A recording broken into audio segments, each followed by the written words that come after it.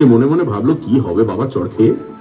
History পরীক্ষা তো হয়েই গেছে, এখন চড় খেলে হয়তো কোনো ফলই হবে না, তার চেয়ে নেপাল চড় খেয়েছে এই ভালো হয়েছে। ভালো কিন্তু মোটেই হয়নি। নেপাল সেদিন বাংলা পরীক্ষা দিল বটে, কিন্তু চড় খেয়ে তার মাথা গুলিয়ে গিয়েছিল বলেই হোক অথবা যে কোনো কারণেই হোক বেচারা পাশ করতে পারল না। বলাই বাবু তাকে অনেক গোল্লা দিলেন, ফলে সে 100-র মধ্যে মোটে 12 নম্বর পেল।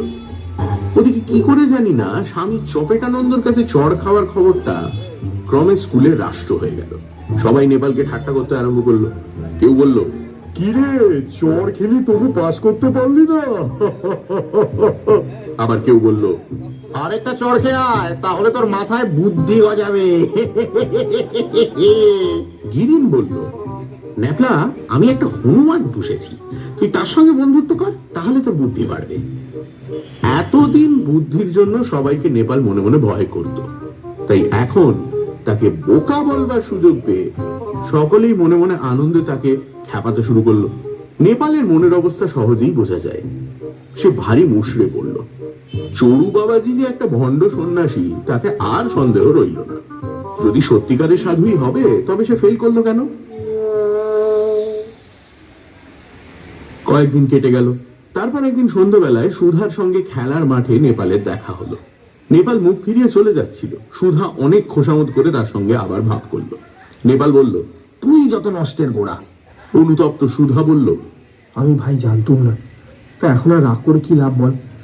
যা হবার তো হয়েই গেছে, তাই না? তার চেয়ে আয় এই ভণ্ড বাবাজিটাকে জব্দ করি। চড়ু বাবাজিকে জব্দ করবার মতলব নেপালের মাথায় কদিন থেকেই ঘুরছিল, কিন্তু সে কোনো উপায় ঠিক করতে পারছিল না। দুই বন্ধুতে মিলে এখন মাঠে বসে অনেক পরামর্শ করলো, কিন্তু একটিও মনের মতন ফন্দি মাথায় এলো না। নেপাল তখন বুকে ঘাড় গুঁজে ভাবতে শুরু করলো। আধ ঘন্টা পরে সে হঠাৎ লাফিয়ে উঠে বলল, হয়েছে হয়েছে, এবার বাবাজিকে চড় মারার মজা টের পাইয়ে দেব। মহাবীর। সুধা আশ্চর্য হয়ে বলল, মহাবীর? মহাবীর কি? গিরিন্দার মহাবীর। এখন চল, কাল সকালে সব ঠিক হবে। গিরিন্দাকেও দলে নিতে হবে। চল চল। পরদিন সকালবেলা স্বামী চপেটানন্দ তার বাঘের চামড়ার উপর শুয়েছিলেন আর দুজন ভক্ত তার পা টিপে দিচ্ছিল। এমন সময় গিরিন, সুধা আর নেপাল গুটি গুটি সেখানে গিয়ে উপস্থিত। গিরিনের কোলে একটা 7-8 বছরের ছেলে কিংবা মেয়ে আগাগোড়া র্যাপারে ঢাকা।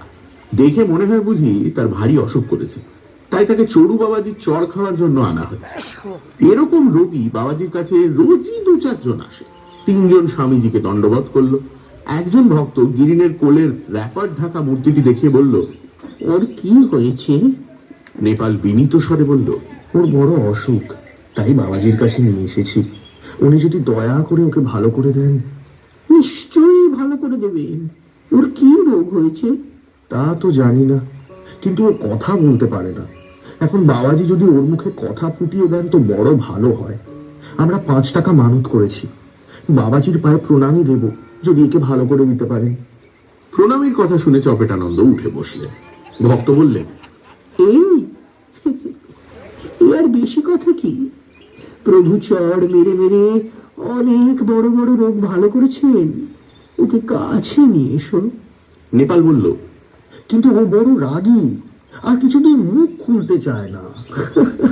তাতে ক্ষতি নেই, বাবার চড় খেলেই সব রোগ সেরে যাবে। কথা কইতে পারবে তো? খুব পারবে, 2 দিনের মধ্যেই দেখবে মুখে খই ফুটছে। গিরিন তখন কোলের রোগীটাকে নিয়ে এগিয়ে গেল, আর চপেটানন্দ স্বামী মারলেন তার গাল লক্ষ্য করে এক প্রকাণ্ড চড়। অমনি হুলস্থুল কাণ্ড। চড় খেয়ে র্যাপারের ভেতর থেকে বেরিয়ে এলো রোগী নয়, প্রকাণ্ড একটা গোদা হনুমান। সে হচ্ছে গিরিনের পোষা হনুমান, তার নাম মহাবীর। মহাবীর ভয়ানক রাগী, গিরিন ছাড়া আর কারুর শাসন মানে না। সে একেবারে চড়ু বাবাজির ঘাড়ের ওপর লাফিয়ে পড়ল। ভক্ত দুজন বাবা গো বলে টেনে দৌড় মারল। চড়ু বাবাজির সঙ্গে মহাবীরের রীতিমতো যুদ্ধ আরম্ভ হয়ে গেল। মহাবীরের গায়ে ভীষণ জোর, সে বাবাজির ঘাড়ে এক কামড় বসিয়ে দিল।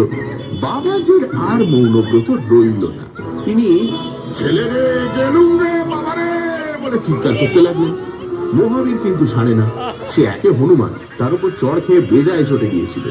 চিমড়ে চড়ু মহারাজ তাকে সামলাবেন কি করে?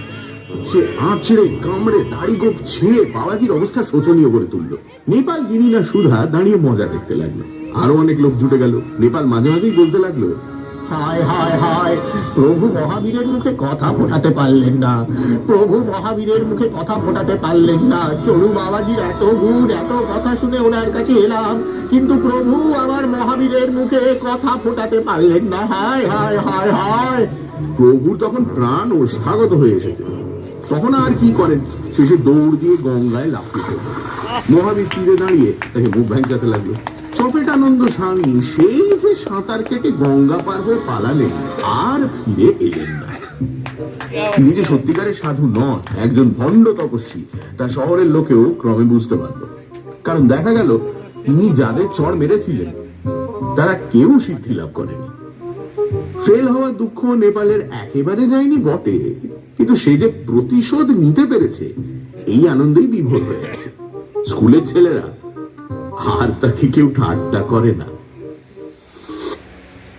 বাহ, খুব ভালো। সেভ করে কোনটা দিয়ে